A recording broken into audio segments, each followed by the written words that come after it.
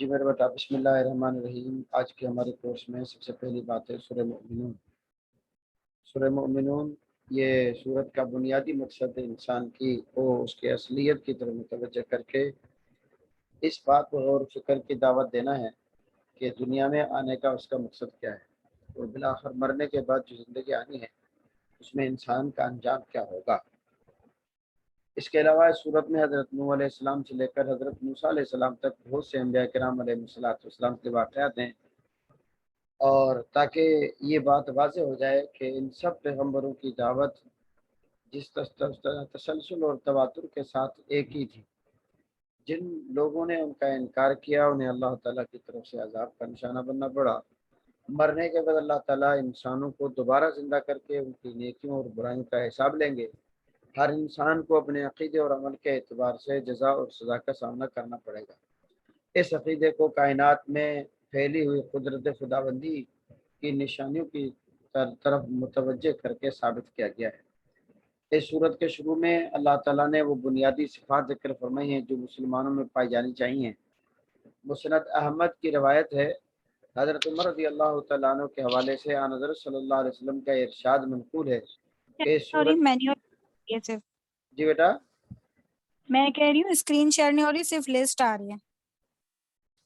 اچھا ایک منٹ میں کرتا ہوں میرے بیٹا۔ مسند احمد کے ایک حدیث میں حضرت عمر رضی اللہ تعالیٰ عنہ کے حوالے سے حضرت صلی اللہ علیہ وسلم کا ارشاد منقول ہے کہ سورت کی پہلی 10 آیتوں میں جو باتیں ذکر کی گئی ہیں، اگر کوئی شخص وہ ساری باتیں اپنے اندر پیدا کر لے تو سیدھا جنت میں جائے گا۔ اس لیے سورت کا نام مومنون ہے۔ یہ وہ سورت جو یہ بیان کرتی ہے کہ مومن کو، مسلمان کو کیسا ہونا چاہیے۔ دوسری روایت نسائی کی جس میں حضرت عائشہ رضی اللہ تعالیٰ عنہ نے سے ایک صاحب نے پوچھا کہ حضرت صلی اللہ علیہ وسلم کے اخلاق اور اوصاف کیسے تھے۔ اس کے جواب میں ہم عائشہ صدیقہ رضی اللہ تعالیٰ عنہ نے مومنون کی 10 آیت تلاوت فرمائی کہ سب حضور علیہ الصلوۃ والسلام کی اوصاف تھی۔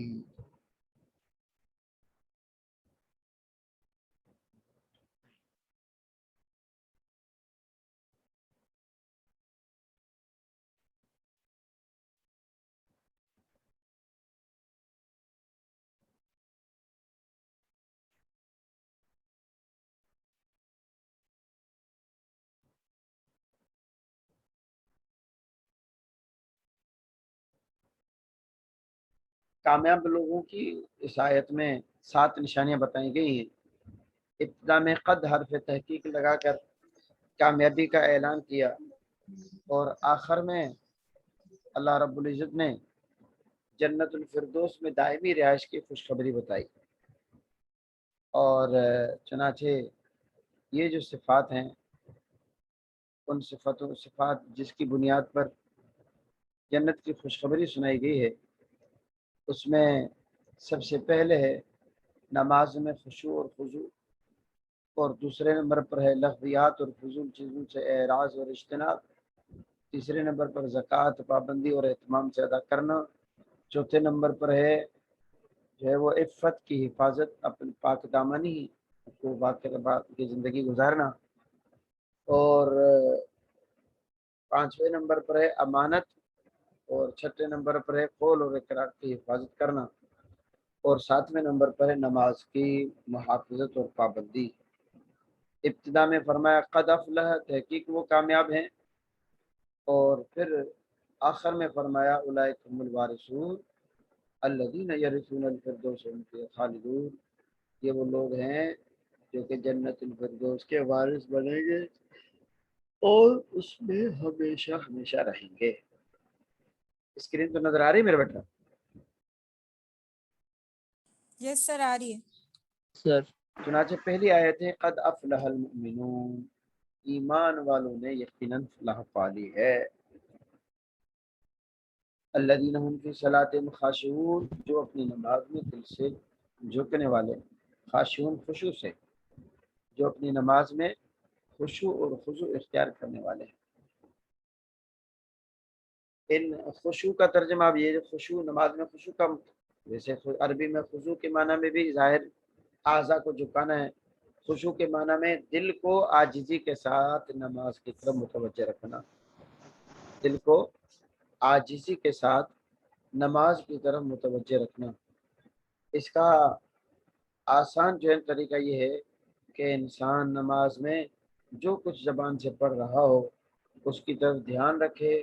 اگر غیر اختیاری طور پر کوئی خیال آ جائے تو وہ معاف ہے، لیکن جو ہی یاد آ جائے دوبارہ نماز کے الفاظ کی طرف متوجہ ہو جانا چاہیے۔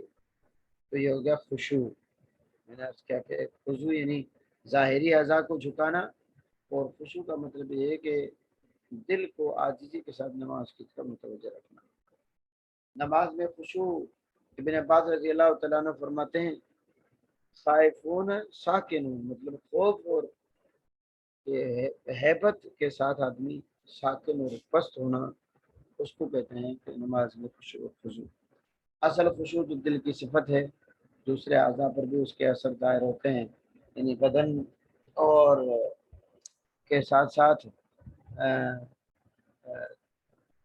یعنی بدن اور دل کے ساتھ جھکنا، اس کو کہا جاتا ہے۔ نماز میں ادھر ادھر دیکھنا، کپڑے سے کھیلنا، انگلیاں چٹکانا خشوع کے خلاف ہے۔ بعض صحابہ کرام نماز میں اس طرح کھڑے ہوتے تھے جس سے کہ لکڑی کھڑی ہو جاتی ہے۔ تو تیسری آیت ہے والذین هم عن اللغو معرضون، اور وہ لوگ جو کہ لغویات سے، فضول چیزوں سے اعراض کرنے والے ہیں، لغو چیزوں سے منہ موڑے ہوئے ہیں۔ لغو کس کو کہتے ہیں؟ بیکار مشغلہ جس میں دنیا کا کوئی فائدہ ہو نہ ہی آخرت کا، اس کو کہتے ہیں لغو۔ لغویات سے اعراض، فضول اور بیکار چیزوں میں وقت ضائع نہیں کرتے جن پر نہ عقیدہ موقوف ہو نہ عمل۔ حضرت جیسے مثلا لوگ ایسے سوالات پوچھتے ہیں بھائی جن پر نہ عقیدہ موقوف ہے، نہ قبر میں پوچھا جائے گا، نہ حشر میں پوچھا جائے گا، نہ کوئی ہمارے ذمہ لازم ہے، ان چیزوں کو ہم پوچھ کر کیا کریں گے؟ جیسے بہت سارے لوگ پوچھتے ہیں کہ حضرت آدم علیہ السلام کا نکاح کس نے پڑھایا؟ اب ظاہر ہے کہ یہ کیسا سوال ہے کہ تو معقول نہیں۔ اور کچھ لوگ کہتے ہیں آسمان اگر ناپاک ہو جائے تو کیسے پاک ہوگا؟ یہ بھی نامعقول ہے۔ حضور صلی اللہ علیہ وسلم کے والدین جنت میں جائیں گے یا نہیں؟ یہ ایک عجیب سوال ہے۔ اس تو حدیث میں آتا ہے من حسن اسلام المرء ترکہ ما لا یعنی، اسلام جو ہے وہ انسان کے اسلام کی خوبی یہ ہے کہ آدمی لا یعنی چیزوں کو چھوڑ دے، لغویات کو چھوڑ دے، لغویات سے اور چوتھے نمبر پر ہے والذین هم للزکاۃ فاعلون، جو زکوٰۃ ادا کرنے والے ہیں، جو زکوٰۃ پر عمل کرنے والے ہیں، زکوٰۃ ادا کرنے والے ہیں۔ زکوٰۃ کی ویسے لفظی معنی تو کسی چیز کو پاک صاف کرنا ہے۔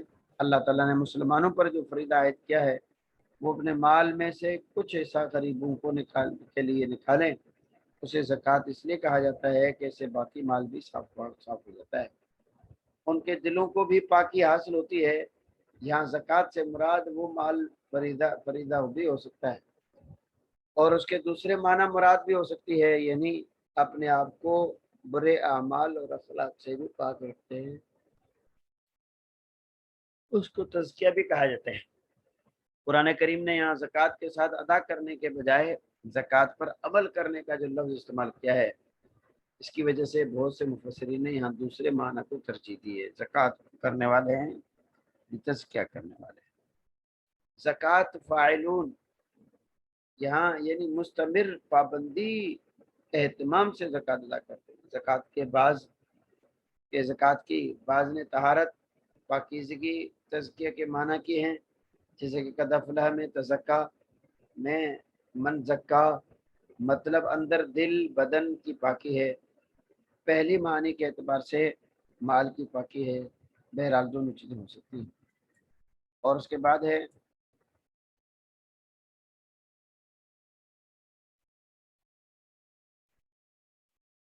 اچھا یہ کیا ہو گیا؟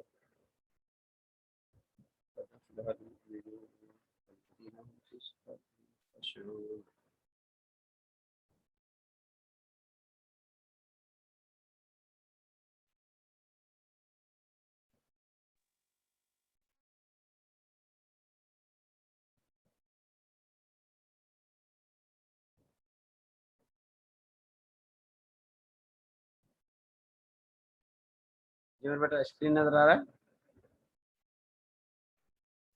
یس سر.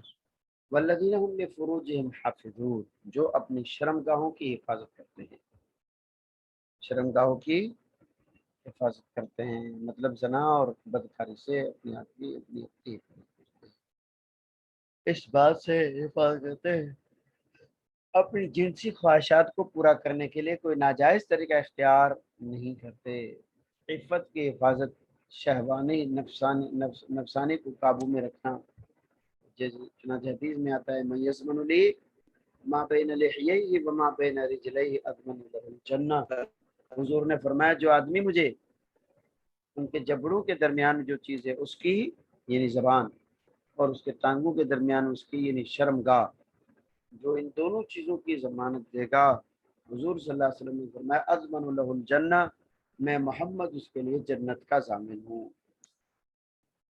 الا علی ازواجہم او ما ملکت ایمانہم فانہم غیر ملومین، مگر ان کی بیویاں یا ان کی باندیاں جن کے ان کے ہاتھ مالک ہیں ان پر ملامت نہیں ہے۔ اس سے مراد یہ کہ وہ کنیزیں ہیں جو شرعی احکام کے مطابق کسی کی ملکیت میں آئی ہوں، لیکن آج کل کے ایسی کنیزوں کا کوئی وجود نہیں رہا۔ فمن ابتغى وراء ذلك فاولئك هم العادون، یعنی جو اس کے علاوہ کوئی اور طریقہ اختیار کرے گا تو ایسے لوگ حد سے گزرنے والے ہیں، عادون حد سے تجاوز کرنے والے، یعنی بیوی اور شرعی کنیز کے سوا کسی اور طریقے سے اپنی جنسی خواہش پوری کرنے کی کوشش کرنا کیا ہے، یہ حرام ہے۔ اور فرمایا والذین هم لاماناتهم وعهدهم راعون، جو اپنی امانتوں کی بھی رعایت رکھنے والے ہیں اور اپنے عہد کی بھی، جو اپنی امانتوں اور اپنے عہد کا پاس رکھنے والے ہیں، رعایت رکھنے والے ہیں، پورا کرتے ہیں، امانت خیانت نہیں کرتے، عہد کرتے ہیں تو توڑتے ہیں، امانت اور قول و اقرار کی حفاظت کرتے ہیں، خیانت اور بدعہدی نہیں کرتے، ان اللہ یامرکم ان تؤدوا الامانات الی اہلھا، اللہ نے قرآن کریم میں دوسری جگہ پر فرمایا اللہ تمہیں حکم کرتے ہیں کہ امانت کو اس کے مالک اور اس کے اہل کے حوالے کرو، اور حدیث میں آتا لا ایمان لمن لا امانت لہ، جو امانت میں خیانت کرتا ہے اس کے ایمان کا بھی کوئی اعتبار نہیں، ولا دین لمن لا عہد لہ، جو اپنے عہد کو توڑتا ہے جس کا عہد نہیں اس کے دین کا بھی کوئی اعتبار نہیں، والذین هم علی صلاتهم وصلواتهم یحافظون، جو اپنے نمازوں کی پوری نگرانی کرتے ہیں، حفاظت کرتے ہیں۔ نمازوں کی نگرانی میں یہ بات بھی داخل ہے کہ نمازوں کی پوری طرح پابندی کی جائے، یہ بھی ہے کہ ان کو صحیح طریقے سے آداب اور شرائط کے ساتھ ادا کیا جائے۔ نماز کی محافظت مطلب وقت پر ادائیگی، آداب اور حقوق کی رعایت کے ساتھ نماز پڑھنا، وہ منافقوں کی نماز نہ ہو، اذا قاموا الی الصلاۃ قاموا کسالی، سست کھڑے ہوں، اس طرح نہیں بلکہ اللہ کا فرض سمجھ کر اہتمام سے ادا کریں۔ اولئک هم الوارثون، اللہ فرماتے ہیں یہی وہ لوگ ہیں جو وارث ہیں، الذین یرثون الفردوس هم فیہا خالدون، جو جنت الفردوس کے ہمارے وارث بنیں گے اور اس میں ہمیشہ ہمیشہ رہیں گے۔ یعنی جنت کو مومنوں کی میراث اس لیے کہا گیا کہ ملکیت کے اسباب میں سے میراث ہی ایک ایسا طریقہ ہے جس میں ایک چیز خود بخود اس طرح انسان کی ملکیت میں آ جاتی ہے کہ اس ملکیت کو منسوخ نہیں کیا جا سکتا، کینسل نہیں کیا جا سکتا۔ چنانچہ اشارہ اس بات اس طرف ہے کہ جنت مل جانے کے بعد اس کے چھن جانے کا کوئی خوف خطرہ اور اندیشہ نہیں ہوگا کہ بھائی چھن نہ جائے، اس طرح کے اندیشہ نہیں۔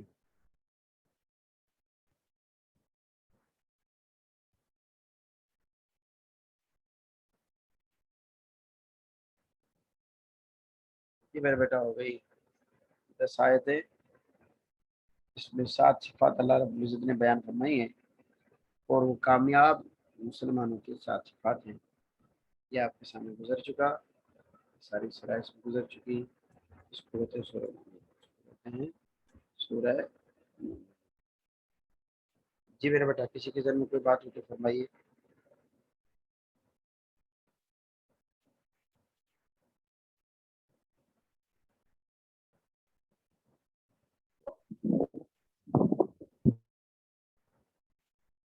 یہ ریکارڈنگ